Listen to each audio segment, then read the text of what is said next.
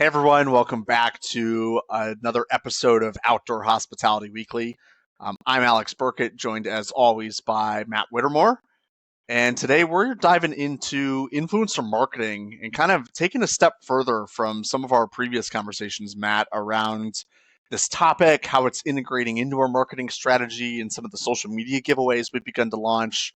And there's a lot of complexity in this space, and something that, especially on the campground side, not so much in outdoor hospitality in general, but in our space, this is fairly new to the forefront. And you don't see even a lot of the large brands in our industry taking advantage of this. And so it's something that we feel is really undercovered and an underserved resource for a lot of park owners who might be thinking about this but are really struggling with how to even go about navigating this world and what all is wrapped up in it.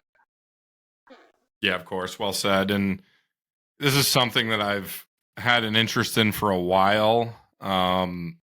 Was not equipped to really approach it before, you joined the team, Alex. I started just throwing out DMs to some outdoorsy influencers a year ago. Did have some results. Like we had a photographer come and stay and do some photography, and I think he had 15,000 followers on Instagram, and we got some engagement.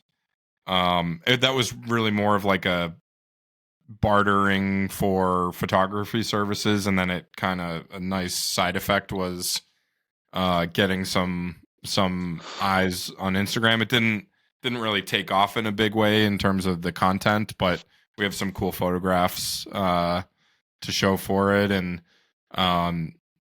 since you and I have been working to really professionalize a marketing plan here, this has just been a natural progression of things. We've shared about doing giveaways recently, and that was kind of a natural precursor and served as a natural segue into the world of influencer marketing, which you have infinitely more experience than me with. But it's a fun kind of niche strategy that I think is really interesting to people. So I wanted to share that here. As with all things marketing, I'm a novice, kind of an amateur, and look to you to steer me in the right direction. So this is something that we've discussed at length without hitting the record button, and figured it was one of those things that would make sense to share with everybody. And Yeah, absolutely, Matt. Let's dive in. Sounds good. So high level, let's just talk about influencer marketing. I guess in your eyes, what's an influencer? How do you classify an influencer? Tell us about that. That's honestly a really great question that I think a lot of people might struggle with, especially in our space, because I think a lot of people look at maybe some of the traditional RV influencers and go like, look, like they're just campers like everybody else. They're not really doing anything different than I might even do when I go out to a campground and stay for the first time. But I think the real difference with kind of what constitutes an influencer and what really matters is it's somebody who has built and developed a community specifically around a platform or a couple of platforms, and their audience is engaged and, more important, trust them and their recommendations. And really, you as the brand or the campground can go into this situation and leverage that. It's not you're not taking advantage of somebody, so don't kind of think of it as that way, but it's essentially an exchange, right? As you kind of alluded to early on, Matt, it can often take the form of a barter. It can take the form of some sort of payment that exchanges hands, right? They have an engaged audience of folks that you would like to tap into, and in exchange for a post or a variety of posts, you'll kind of come back and get a set outcome for that. And a lot of times that sort of just constitutes what an influencer does and the type of real value that they can bring to the table. It's that engaged audience on a variety of platforms that you can begin to leverage and take advantage of. Well said. So when I think about platforms for which, an outdoor hospitality business might leverage influencers, Yeah. I think about Instagram and I think about potentially TikTok. Is there anything else we should be thinking about? The one addition to that not really is on the social side, but I would say that is certainly an important part of really engaging with that influencer is figuring out if they have a separate community of their own, like kind of what we do here, right? A blog, a Yeah. newsletter, an email subscription, or a list, right? A lot of influencers today, even on the campground space, have product partnerships or sell products of their own where they've developed and cultivated an email list and an organic channel of their own that they can also use. So if you have somebody that not only has a great presence on social, but has the email list and the rest of sort of the audience built that you can also use as a part of your campaign, that is a huge consideration that I think is undervalued, where people might only look at sort of the high mark of followers or engagement on a platform like Instagram, and you might completely miss the other side of the audience that they've built in place over time. So Right. I would say no real new addition, but something to kind of keep in the back of your mind as well when you're sort of engaging with influencers and trying to figure out who might be a good fit. Ask them about an email list or another audience that they have and really bring that in a part of the conversation. Smart. I like that. So when we talk about influencer marketing, I really got hot on the trail of this as a strategy from reading Isaac French with Live Oak Lake and seeing how, hearing from him how instrumental it was to growing his email lists, his Instagram following, and thus translating that into direct bookings, which is in a lot of ways is like a holy grail of the industry. Same kind of story with Ben Wolf at Onera. Right. So, have, always just as an Instagram user knew about giveaways and influencers and, I'm not completely hiding under a rock, but it was reading the writing of those people in this space and them sharing the stories of what specific results and impact it had that it's been something that's been top of mind for me for the last 12 months. And it's been a slow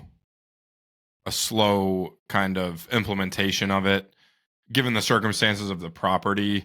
I mean, we have the specific property that we're discussing here is Covered Bridge Campsite in the Catskills in Livingston Manor, New York. It's a rustic little campground. It's most well known for tent camping. We recently launched a single cabin, and we have big plans to launch much more lodging options at that property in the future. That being said, we want to start building the Instagram and building the email list, and we don't have a ton of budget to do so. So, it's been interesting to explore that. At first I hopped onto Instagram and I was trying to follow everyone that had any outdoorsy flair to their account. And it's a big wide world, and like the Instagram search functionality is not the most intuitive. Like I found myself wanting to like put it all in a CRM and take notes and analyze and kind of find a way to whittle it down. And I think, kind of a year into like dabbling in this space, I've realized that you need to really refine what you're looking for. And like, if we have the local lens with the lens of what the property actually is, it's probably a pretty small number of accounts that really align well with what we're trying to do. So I think that's a nice segue into, you know, refining our ability on locating these accounts, which is it's kind of trial and error. There's no like playbook out there. I've become more familiar with the Instagram platform. I didn't use it much before, becoming an operator of a campground and starting that account and all that. So, I wouldn't say it's easy. We've gotten better at it, I think, and we've um, you know, started relationships with certain people and have been throwing around dates and trying to figure out things. And it started with just the desire to barter of, hey, come stay in our cabin for 2 nights for free, and that's $500 worth or $600 worth of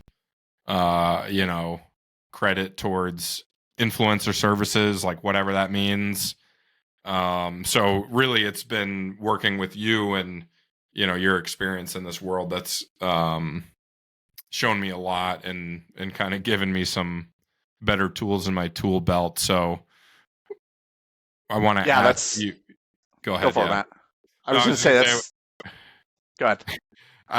I just wanted to ask you, you know, strategies for engaging with influencers, because when I started with this, I would just shoot them a DM and say, "Hey, I love your stuff. Can we work together?"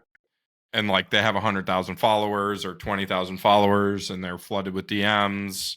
Only 10 or 20% of them got back to me. So tell us, what are good strategies for getting in touch with these types of people? Yeah, that's a really great segue. And I think, when a lot of people probably hear of an influencer, maybe not in the campground space, but just in general as a consumer, you might think of an athlete or a movie star or somebody with millions of followers and a national brand presence. The same can be true even in the campground space, right? There are a select few, but well known national RV influencers who travel across the country and do work with some of the largest brands in the space. But I would issue a word of caution that unless you are one of those national brands and people who have a large brand presence Yeah. already, right? You're a Camping World or a KOA of the world where you have that brand recognition already, and you have that national presence. That's the type of influencer you likely want to work with. Right. You're going to see good value, good bang for your buck there. Where the same cannot be true when we talk about Covered Bridge. As you alluded to, we are hyper focused on New York, specifically in the Catskills, and specifically camping and outdoor activity related around fly fishing, around hiking, around different types of camping in unique stays. That begins to really drive that pool of influencers down. Yeah. Um, and I think, a lot of those people that we're probably going to be going after over the next few months will probably fall under what's more of a micro influencer range, 10,000 followers or less, maybe even let's call it 25,000 or less. Those are typically people who will probably have less DMs. They're going to have less potential opportunities for collaborations or partnerships that they might be considering. So number one, you're not going to be competing with as many people from the get just by being selective and doing the pre-work in the beginning. That sort of sets you up for better success when you're reaching out. But I think apart from just a cold DM or a cold email, actually going on as the account and genuinely liking and commenting on their content and posting content organically from your own platform that incorporates the brand just because you like them is important. And brands sometimes will recognize that as sort of a show of good faith. Like, Hmm. look, you kind of did something for me. So, like, you scratch my back, I scratch yours. And sometimes that's a good way in, that the first time that whoever's running their social account sees your profile is through an organic engagement. That you didn't come in with a cold DM. They saw, oh, Covered Bridge came in and liked my post, or they commented on it and reshared it, right? You're already starting to build sort of goodwill and good favor from the beginning. Then in a couple of days, you can go and make the ask and say, hey, like, just came onto your stuff, saw this post, thought it was really well done. Like, would love to see if there's ways we can work together. And I would probably tend to keep that first reach out, whether that's via email, a direct message, very light. Like just hey, love what you do, want to see if we can talk and see if there's something here. Like, I'm not asking to see their media kit. I'm not asking for rates. I'm not even asking like, would you partner with me? I'm Right. just asking for, you want to have a conversation? Like, I think you're cool. Hopefully you think I'm cool. Like, Right. let's see what happens. Right. And that a lot of times just being more casual and not as straight for the sale or straight to close on a partnership from the get can help. I mean, we got to remember most of these accounts are still being run by people. It's you and me checking the DMs, the covered bridge. If somebody reaches out to us, we're not a nameless, faceless company that has no soul, right? These are people with 25,000 followers or less, 10,000 followers or less. They engage with their followers deeply and they have a good community. They're looking for that sort of community feel from you too. It is almost like a job interview of sort where they're trying to kind of feel your brand out and see if you're kind of a worthy partner for them to really partner with on anything and do a future collaboration. So I think kind of having that mentality of what can I give first? What can I comment, reshare, post about them before going in for the ask is a much better strategy to get better results. It's much more Yeah. work. But when we're talking about probably 50 influencers that we want to reach out to, it's not a ton of people that we can actually begin to make real progress with. Like, it doesn't take a huge amount of time to go on there and find those 50 people and engage with all of their stuff, right? That's a very small world and something that's manageable.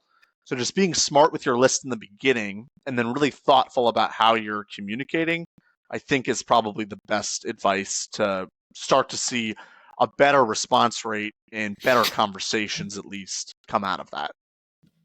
I love that. And I think something that can get lost too is that a nice side effect of doing that engagement, you actually get followers and views and impressions by doing that engagement. So it's not Right. I mean, if it's the right people that you in a partnership to, their followers should like to see you and go, "Oh, what's this? This piques my interest. This is the type of stuff that I right. like. Who's this account?" So like you're also kind of feeling out like, are these followers that they have in their community, is that a right fit? And if their followers just are organically starting to come over as well, that's a really great indication as well that, like, man, we really want to work with them. They have the exact type of customer that we're looking for, and you can begin to really pursue that passionately. So Yeah. really great point about the engagement is it does work both ways. And it's Right. not just a kind of one-sided situation. Right. So there were two areas early on when I just started blindly DMing these influencers, that two things that really stumped me. The first is, they would respond to the DM and we get a conversation going, and then they would ask, "What do you have in mind for a what's your Right. What's ask? the What do you want package? me to Yeah. do?" And I'm like, I have no idea. Like, I don't know. So like I had these like conversations in the DMs that just like ended because they're like, "What did you have in mind?" And I had no idea what to say. Now I'm a little bit more educated, but I think I'm probably not alone in that being kind of a daunting thing of, "Oh, I want to jump into this world of influencer marketing. I've got this cool thing to offer. I want to get my name out there." What's like you as a marketer yourself, Yeah. what's kind of your natural first inclination of what am I going to do with an influencer? Yeah, so honestly, a lot of those large influencers that we talked about earlier may have what we would call more of a media kit or a pricing kit or some like options, right? You're almost like given a menu of like, well, pick Sure. what you want. Here's my pricing. Let's see what works. A lot of these micro influencers with 25,000 or less, they're not going to have anything like that available. And you're right, you'll kind of come into the conversation blind if you haven't done your research. And I think sort of step one of this is when you're looking at that influencer, on Instagram or on TikTok, just pay attention to what they've done with an influence with another brand in the past, right? Was it a reel that they made? Was it a series of stories? Was it a reel and a post? You can kind of get a good sense of almost what they're comfortable with and what they've done a lot of. And that can be kind of a default, like, first suggestion to lean on. Like, oh, I saw you did this reel with so and so a month back. Would love to do something similar. Like, Sure. what goes into all of this? Like, walk me through what your process looks like. And that's a really great way that you can not only show them that I'm paying attention to other content that you're doing, and I see other things apart from just like my little world, but you can also, again, not kind of look like, a novice, and kind of know you have that kind of default ask going in just by looking at something that they've done Sure. previous. The other conversation, going back to sort of previous videos and conversations we've had on this, is defining your own ask and what you want to get out of it. So I think, for us, it probably does focus a lot on reels and short form videos. Um, that's something that we can do the collaborations very easily, where you can share that content on both accounts. It's something that can continue to have legs if done right, well after the giveaway or the collaboration has occurred, right? If you have the right hashtags, your keywords are right, just people searching for that stuff organically may continue to find that reel over and over and over again that you might not get in a story that happens for 24 hours or a regular, image post. So I like that aspect of it. But it's that may look different for you depending on what your goal is, what you're looking to get out of it, but kind of going in with your own research and then kind of the research on the influencers to, okay, what have they done and what would I like them to do? Those are kind of the two things that you can bring up over and over and have as that default conversation where you can begin to really engage further and go straight into the details. If you have kind of those two things thought out before you've even sent that first message or started engaging with that person for the first time.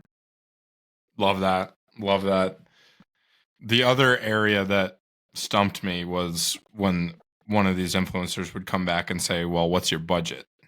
And I Yeah. had no idea what even a range of costs would be. And I remember reading, I think, Isaac French's, writing about his initial giveaway.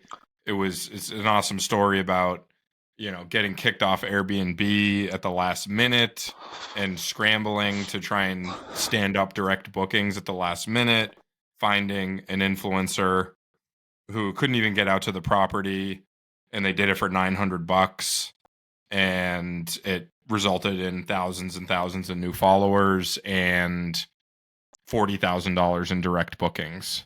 So it was a $900 investment that turned into $40,000 in direct bookings and a huge foundation for continued growth on social. And I think that's, to some degree, that's catching lightning in a bottle, but like, to some degree it's probably replicatable. And Right.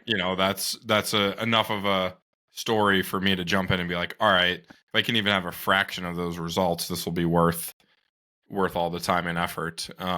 So can you share anything from your experience on ranges for, like, say a reel, a collaborative reel? What would you expect something like that to cost? Yeah.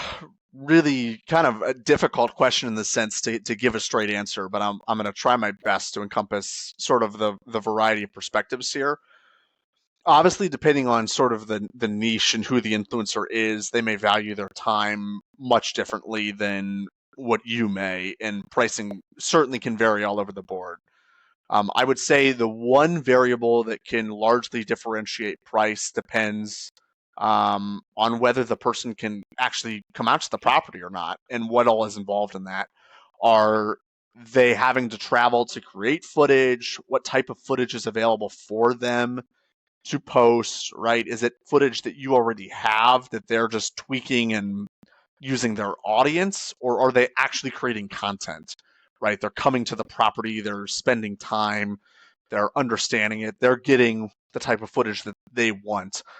The budgets for those two different, sort of formats should vary widely. If you're providing the footage and you're doing a lot of the work, obviously the ask of the what you're paying the influencer should be much less. Or if Sure. travel and extra footage like photography or extra video is involved, that would cost a lot more. I would generally say that in the sort of micro influencer era, you shouldn't be paying more than $500 for a reel would even be a lot in my mind, depending on who they are. Um, but again, it could vary widely, right? I would also say if you find that person who's a slam dunk home run, like pay for good value and getting a lot of good quality leads that will lead to bookings, even if you have to pay 1,000 for it or a couple thousand, but you're pretty darn confident it's going to lead to $5,000 or $10,000 new bookings because you've done your research, you know who their audience is, you know what you're going to get out of it, you see predictable results from past campaigns that they've run. Like, I'll take that multiple all day long, right? 5 or 10 times back on my Yeah. money. Like, I'll do that over and over and over again, more than trying to like pinch pennies to step over dollars, right? So I would say 100%. there is a fine balance there, but you definitely have to sort of put the onus back on the influencer as well to provide what their engagement is, or use some good online free tools where you can actually tell what the average engagement rate is that influencer is getting on a certain post. And you can almost begin to work backwards from there and sort of identify, well, how much are you paying for the type of clicks or the type of impressions on that post? And would it be better to find another influencer, put my money into just regular paid ads that you're running as the page, or go a completely different direction, right? Would it be better for me to just buy an email list, right, and go that direction, right? So we all have sort of that defined budget that we're working with.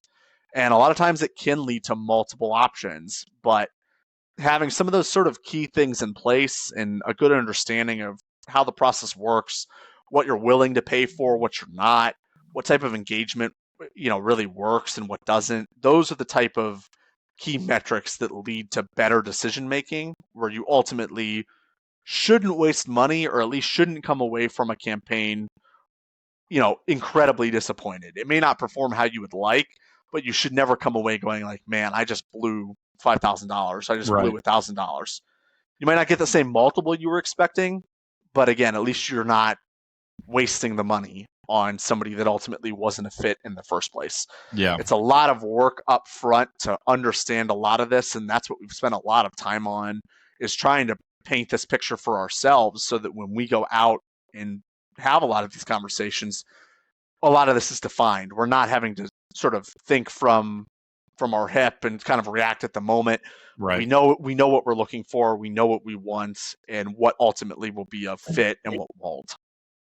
So that would be Love my it. advice on the budget side, is I'll almost pay for anything as long as I understand what those key metrics are and what the metrics for success are. And if I can really begin to just keep hitting on that, then it makes the whole budget conversation a lot easier in my mind to work towards. Love it. Love it. I think probably an item to just wrap up on here. I think you covered some risks indirectly there. On obviously you don't want to waste money on any marketing. Right. Any other thoughts on? I think it'd just be easy to jump into this world and see 20,000 followers, 100,000 followers. They're going to take me to the promised land, throw some money at it, let them do what they do, and, have good faith. Obviously, you want to be more careful than that, but anything on your mind in terms of mitigating risk and downside? Like what do you have to lose potentially with influencer marketing?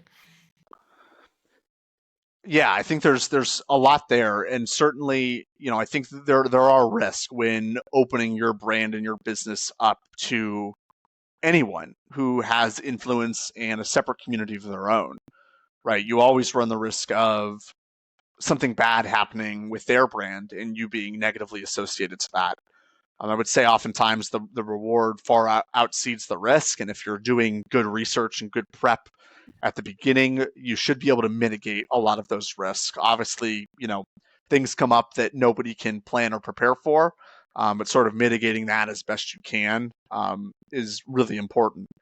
I would say the other to note around, an influencer sort of taking you to the promised land and sort of building up your social following for you, that is 100% not true. And ensuring that you take steps to build a foundation of your own and that you're posting good, valuable content and building an engaging community that you own is incredibly important to piggyback off of those efforts, right? As even we've started launching giveaways and are now going to be moving into influencer marketing, we'll have our own community to go and engage with those things that will hopefully spread that content like wildfire. If both communities and both audiences are well engaged with the content you're putting out, it acts like a megaphone and it only amplifies that message to even more people.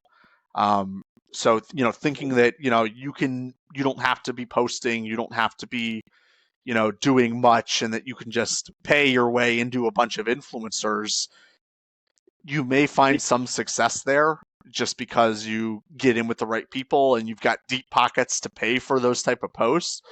But ultimately, I think the better strategy is to be much more collaborative, much more engaged with your own content separate from the influencer marketing that you're doing, and also providing a clear path that when the influencer does direct traffic towards your social profiles, to your website, there is a clear navigation path for the camper or for that person to take the action that you want. Sure.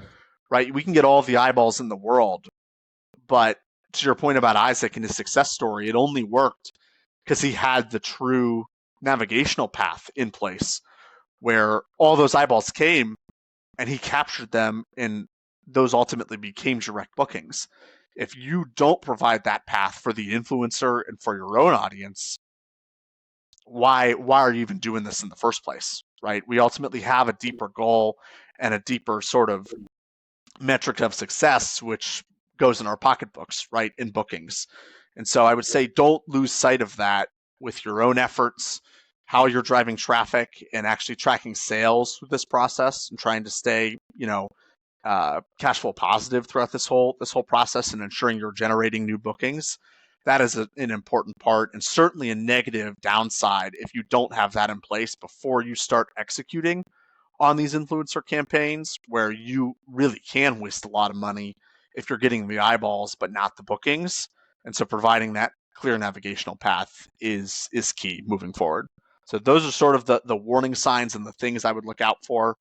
But ultimately, if you can do a lot of this prep work, you can sort of understand and piece apart a lot of the topics of conversation that we covered today and think about them for your own business, you'll be at a much better spot than I think, 75% of the people out there engaging with influencers.